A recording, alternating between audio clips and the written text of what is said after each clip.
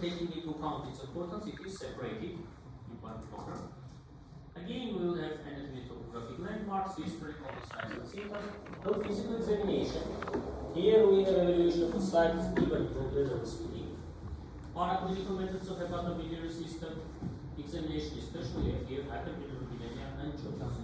Of course, the whole presentation, 106 slides, we are not going to pass today. As much as possible. No alternate 50-60% is the same which we have spoken. Now it's anatomy topographic landmarks.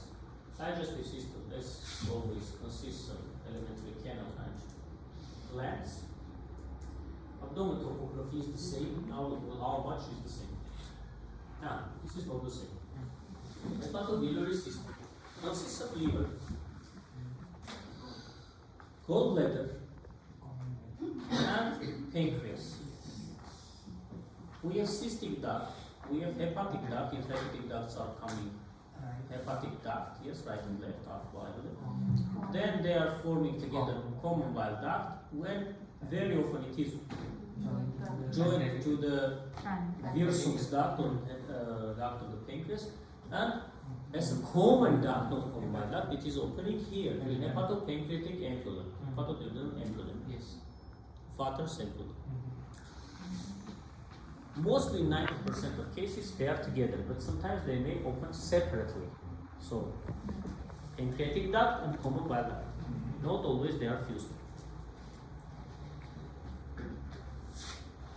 This is hepatobiliary system.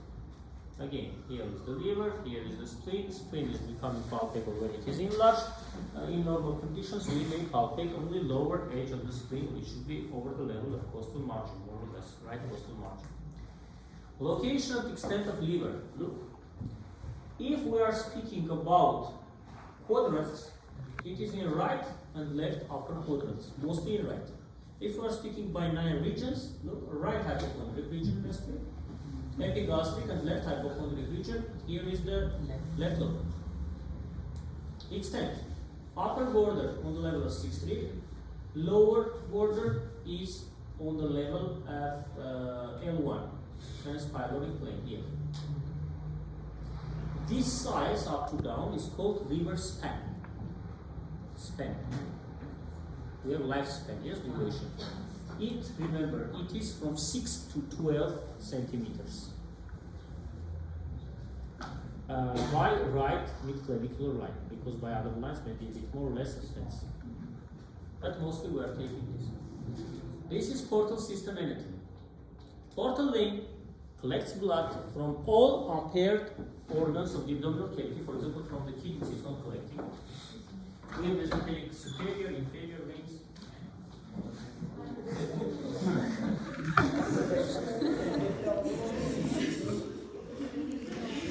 He's teasing me.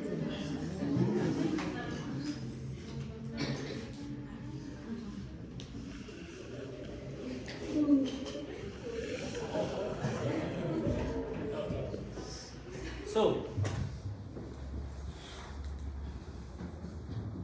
they are forming, ascending these mesenteric veins. This is splenic vein, vena lienalis. All together they are forming vena porta, portal vein, which is drained into the liver. So it is collecting venous blood. It's very important.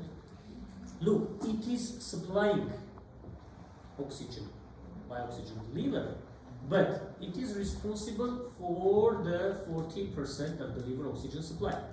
But 70% of the blood is going via it.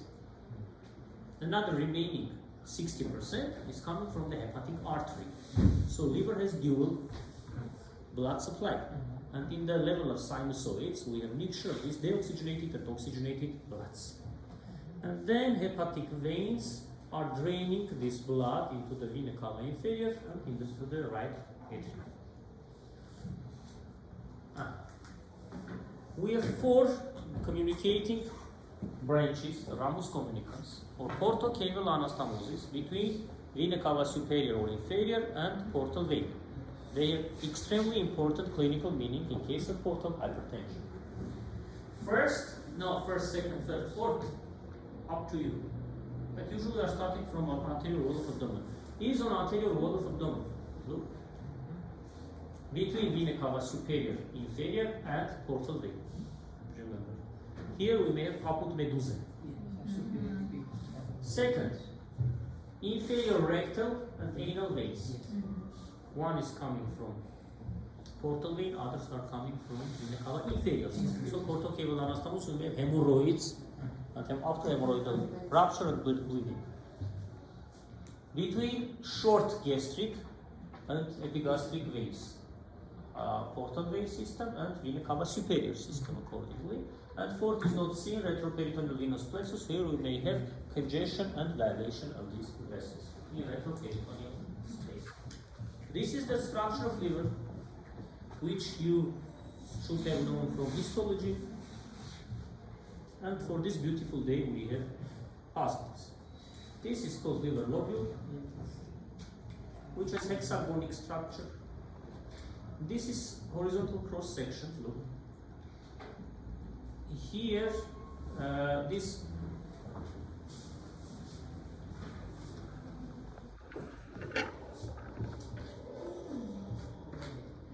in the central we have central vein, and here in the angles we have portal tract, which consists of the valve,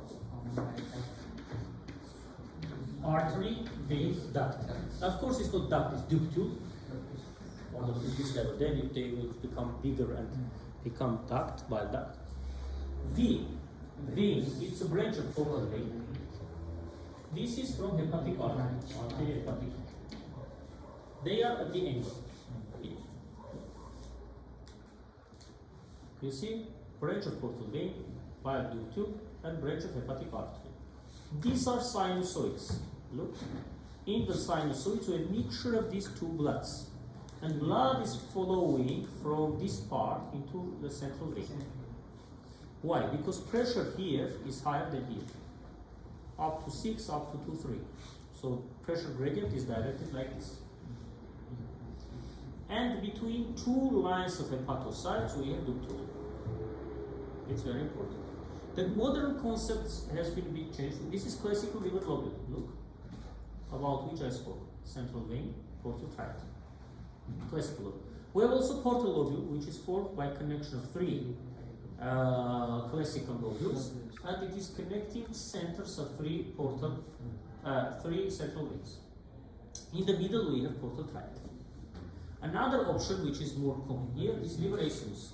It has this structure. Look, diamond shape, rhomboid. Two angles are central veins. Two angles are portal tracts. And if you are attentive, we have dot lines. You see here, 1, 2, 3. These are zones. Why it is important? Zones which are closer to these vessels are mostly blood flow is higher, so they are less likely to undergo ischemia, necrosis, and so on, cirrhosis. And vice versa. For example, third zone, first of all, we may have here, which is anatomically far from this situation. This is the same histological image, three-dimensional, look, central vein, and branch of this. This is histological image. Those who know Chinese, may be proud that the same is written also in Chinese. But look, central vein. This is hepatic lobule, interlobular artery, interlobular vein, bile duct, and central vein. Then this central vein is drained into the hepatic vein, and they are becoming hepatic vein, and hepatic vein is drained into the vena cava inferior. So it is coming through these two vessels. This green is bile duct, portal vein, and hepatic artery, and is drained into the central vein, which is drained into the vena cava inferior. This is zoomed version of hepatocytes. This is a hepatocyte. Look, this is another hepatocyte. So this is sinusoid. What is a sinusoid? It's a vessel, but which has pores, which are called fenestres, windows. It's like capillary, but it's not full capillary, because in capillary we have continuous basement membrane. Here we have pores, which is needed for metabolic exchange. This is hepatocyte. These are fenestres. Here we have cella stellata, hepatic stellate cells, star-like cells, which normally contain retinoid droplets, vitamin E. But they have negative meaning, we will speak. And sinusoidal endothelial cells. This is called space of this cell between hepatocytes and between sinusoid. Here is called metabolic exchange. What is portal hypertension? Portal hypertension means increased pressure in portal venous system. Values are written here. 5 to 10 is normal, or 13 to 24 centimeters of water column. Since 1902, two scientists, Gilbert and Carnot, two French scientists, 1902 paid attention that there is a direct relationship between pressure in portal vein and GI bleedings as a result of portocaval anastomosis. And since then has been suggested this term portal hypertension. Hypertension, it's a pressure, yes. Pressure is a product of resistance and flow. So either resistance and or flow are increasing, which is called portal hypertension. So what do we know about portal hypertension? Standard student of fourth, third year, at least this should know. When we are speaking about portal hypertension, we should speak that we may have upper GI bleeding, esophageal varices, we may have coupled medusa, we may have hemorrhoids and hemorrhoidal lower GI bleeding, upper GI bleeding, hypersplenism. Look,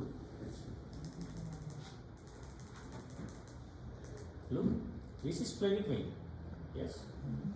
Now, if pressure here is higher, this increased pressure is spread to the portal, by the portal system to the splenic vein. So spleen cannot evacuate its blood, and we have congestive hepatomegaly. Splenomegaly. Sorry, hepatomegaly also is possible. Splenomegaly and hypersplenism. Hypersplenism means increased function, overfunction of the spleen, which may be associated with melody, may be associated with hepatosplenomegaly, maybe not. So it's not mandatory that if we have splenomegaly should be hypersplenism. Hypersplenism may be even when spleen size is normal. What is the function of the spleen? It is restoring the blood, storing the blood, and also destroying blood cell elements, especially platelets. Accordingly, respectively, if we have overfunction, we may have anemia, which is fortunately moderate. We may have neutropenia, and what is very important, thrombocytopenia, which increases the risk of what? Bleeding. Now, portal hypertension very often is the result of liver cirrhosis. Liver cirrhosis is universal end stage for all chronic liver diseases. And changes are irreversible. A bit later we'll speak. We have completely new cytoarchitectonics of the liver. So structure is completely impaired and is irreversible. This process is irreversible. So we have a term of liver cirrhosis. And also we have a term liver failure or insufficiency. They are not synonyms, but very often they are together. Liver cirrhosis concerns to the structure, liver failure concerns to the function. Accordingly, if we have liver cirrhosis, sooner or later we should expect liver failure. Liver has approximately 500 functions, as you remember, but two most important of them are synthetic and detoxification. Both may be impaired. So synthetic function impairs, and do not forget that liver mostly synthesizes proteins. Among them are albumin and globulins. So we may have also coagulation markers, deficiency vitamin K, fibrinogen, thrombin, and so on. So anyway, we have so-called hemorrhagic syndrome. Bleedings are very common. Especially pay attention that we may, for example, portocaval anastomosis and rupture from this esophageal varices and bleeding because of lack of coagulation factors. Second moment which contributes to the bleeding is this thrombocytopenia. So from one hand we have lack of coagulation factors. From another hand we have hypersplenism and thrombocytopenia. From another hand, third hand, but we have two hands, yes? From another hand we have lack of thrombopoietin, which is again produced by the liver. So look how many factors of bleeding which may contribute to the bleeding we have. This is not written in the lecture, so please remember. Lack of factors of coagulation, thrombocytopenia due to hypersplenism, and lack of thrombopoietin synthesis.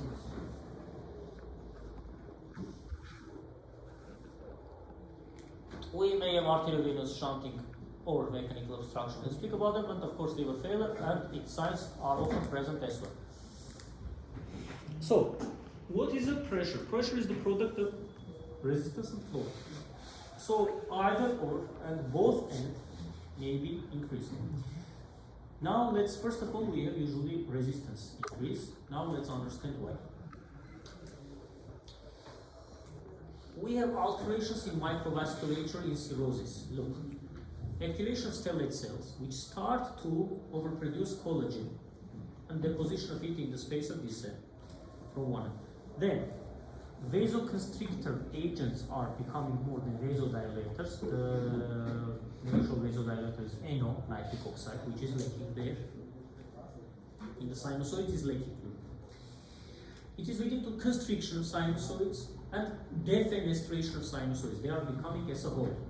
Windows are disappearing. Look, this is normal sinusoid which is leaky. Look, hepatocyte, hepatocyte, sinusoid, and not incomplete basement membrane. In cirrhosis, hepatic sinusoid is becoming less leaky because fibrous tissue deposits and it's leading to capillarization of the sinusoid. It is increasing intrahepatic resistance. As a result, we have portal hypertension. Okay? Then in later stages, this NO is overproduced in GIT. We have vasodilation and increased inflow, but not in the hepatocytes. So, on later stages, we have increased flow. Inflow is increased. At first, resistance was increased. Product is becoming increased anyway, even if one of them. Now both. History, common symptoms and syndromes. This I have taken, if I am not mistaken, from what? Davidson? No, it's actually no. Or maybe from even McLeod's. Oh, it is Davidson. Look, we have three colors due to problems. It is for the students to be easier. Look, in blue color we have signs, clinical features related to portal hypertension. In black, hepatic failure, insufficiency. In, this is a violet color, okay, due to hyperestrogenesis. Why we have hepatic insufficiency and portal hypertension, we have spoken. Why we have hyperestrogenesis? Because of the lack of detoxification function, especially in male cirrhotic patients. Estrogen is produced also in male organism. But there is one but. If it cannot be inactivated, the small amounts are accumulating, we have mild feminization of males, which may result in gynecomastia, may result in spider maybe, may result in pulmonary edema, may result in madarosis. It is loss of hair, of eyelashes and brows, eyebrows, madarosis. Yes. Last time I told you it was a thing.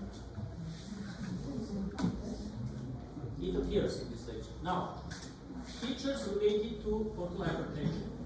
Esophageal varices, all this we have spoken. Splenomegaly, coupled medusa ascites. First cause of ascites, is increased pressure. Increased pressure due to which plasma is coming out of the vessels, of capillaries, and is accumulated in the abdominal cavity. Bless you. Bless you. Are you okay? Fine. Okay. So, first moment here start, it is transudate. May become exudate if secondary infection is appearing there. So from the start, it's known inflammatory fluid. It's not peritonitis, it is a site. Though we may have spontaneous bacterial peritonitis, where this ascitic fluid is getting infected. It may be due to translocation of bacteria, bacterial microflora of the intestines, and so on. But usually it's transudate.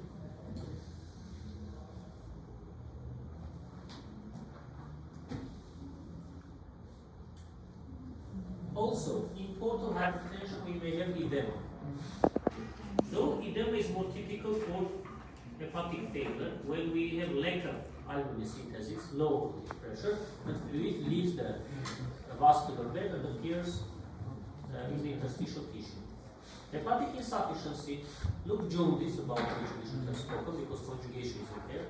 We may have muscle wasting, which is typical for any advanced chronic disease. For example, TNF-alpha and other cytokines. The same ascites, why? Because low level of protein, low body pressure, also contributes to ascites. First is increased pressure for hypertension, and second is low body pressure. Usually they are together. We may have metabolic bone disease because of liver insufficiency, and due to metabolic changes, we may have osteoporosis and so on. We'll speak about this.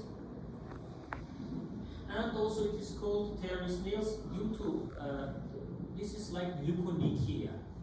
When we have white strips over the nails, it is indicating hypoalbuminemia. Now maybe in nephrotic syndrome when we have loss of proteins, or due to synthesis decrease, in this case. Due to hyperestrogenia, also we may have bruising. Why? Because liver also synthesizes coagulation factors. Their lack leads to hematomas, petechias, ecchymosis, and so on. And hyperestrogenism, look, primary edema, gynecomastia, altered hair distribution, spider nail, and testicular atrophy, of course, in males. And clubbing, yes, portal hypertension. No, not only, but maybe.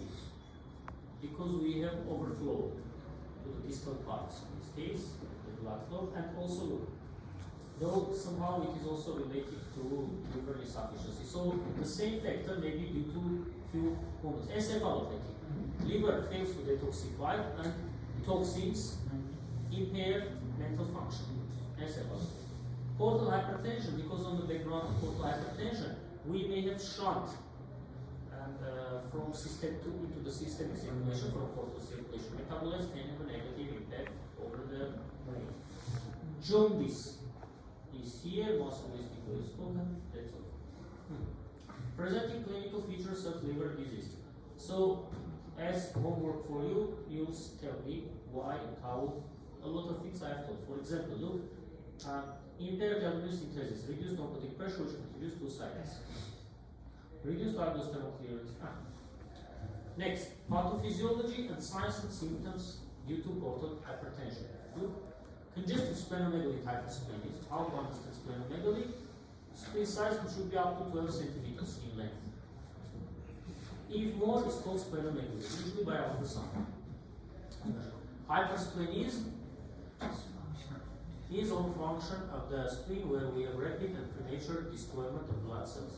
Dilation of communicating branches and ascites. Main issues. Another issue which can indicate portal hypertension indirectly. Besides ascites, and there are methods how to measure, we'll speak about. We can measure diameter of portal vein and splenic vein. If it is more than the upper limit, 12 millimeters or 1 and 2 centimeters, it is indicating portal hypertension for the portal vein. It is indicating that pressure was high enough. Look, grammus communicans dilatation, esophageal gastric veins, varices, rupture, dust, GI bleeding, upper, inferior rectal anal veins, hemorrhoids and bleeding, anterior abdominal walls, overscope, paraumbilical varices, captometsa, retroperitoneal veins, plexus, dilatation, congestion.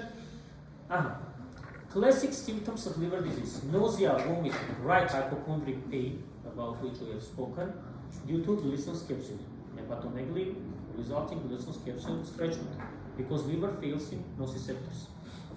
Liver doesn't have pain receptors, it's a parenchymatous but capsule has. Jaundice, fatigue, clay-colored stools, high-colored urine. In jaundice we'll speak about that, we'll come back. Weakness, easy breathing, itching, weight loss, gynecomastia, impotence. Ascites, muscle wasting, this is what? Ascites, and with caput medusa, this is what? Itching. It may be typical for post-hepatic or obstructive jaundice, when bile salts also are increased in the blood, which are causing scratching, itching and scratching marks, if you remember. Signs and symptoms in head and neck. Look, alopecia, loss of hair. Also we have jaundice, it causes Betos spots, because this tea is not red, it's a French author. Subconjunctival hemorrhage, anemia, case of Fleischer ring in Wilson's disease, parotid swelling, supraciliary madarosis, this is the term, spider navy, on the body, loss of body hair, gynecomastia, spinal navy, scratch marks. Look, especially I'm not explaining what this should be. It is homework. I'm just showing. You think I cannot explain what is, for example, parotid swelling? I may, but your turn. Signs and symptoms in abdomen, palpable gallbladder, hepatic bleed, lower limb, other features, hepatic facies. So, up to jaundice, including, is your homework. Now look, this is GI examination, this you know, it's the same. General and abdominal, with its parts. Again, the same principles. I want to show that half of the slides are the same, for you not to get afraid and next time to finish this together. Equipment, the same. General inspection, the same. It is general. Clubbing, Chambrot sign, hands, same. It is the same. Heart is Latin enlargement. Typical for what? For what? For what? Alcoholic liver disease. Remember, these are typical for alcoholic liver disease. No pulmonary may be in other cases, but Dupuytren's contracture and bilateral parotid enlargement or giant parotitis is typical for alcoholic liver disease. Antelaz one spoken gynecomastia. It is the same. It is the same. Mechanism of ascites, I'll explain now. Percussion is the same.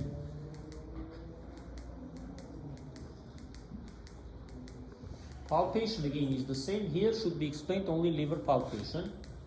Fluid thrill test is the same. Murphy's sign the same. Liver palpation, percussion will leave for the next lecture. And it is ending then. We have methods, I'll show you. Today I'll send. And laboratory tests. So, up to palpation of liver and gallbladder and spleen, it is in your. Though you may go forward and complete this, I'll explain only what needs to be explained. Now look.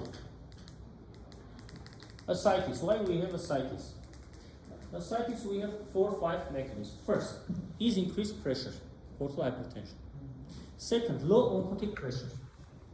Third, lack of lymphatic drainage. In the conditions of fluid, lymphatic backflow is impaired. So from one hand it is more reduced, from another hand it is less reabsorbed. Next, here we have hyperaldosteronism, and antidiuretic hormone is increased. Why? Because aldosterone also fails to inactivate by the liver, and aldosterone increase leads to sodium and fluid retention. From another hand, this redistribution of the blood flow leads to so-called hepatorenal syndrome, which means that kidneys are hypoperfused due to portal hypertension, because portal system is not related to kidneys, yes, it's collecting from other organ systems.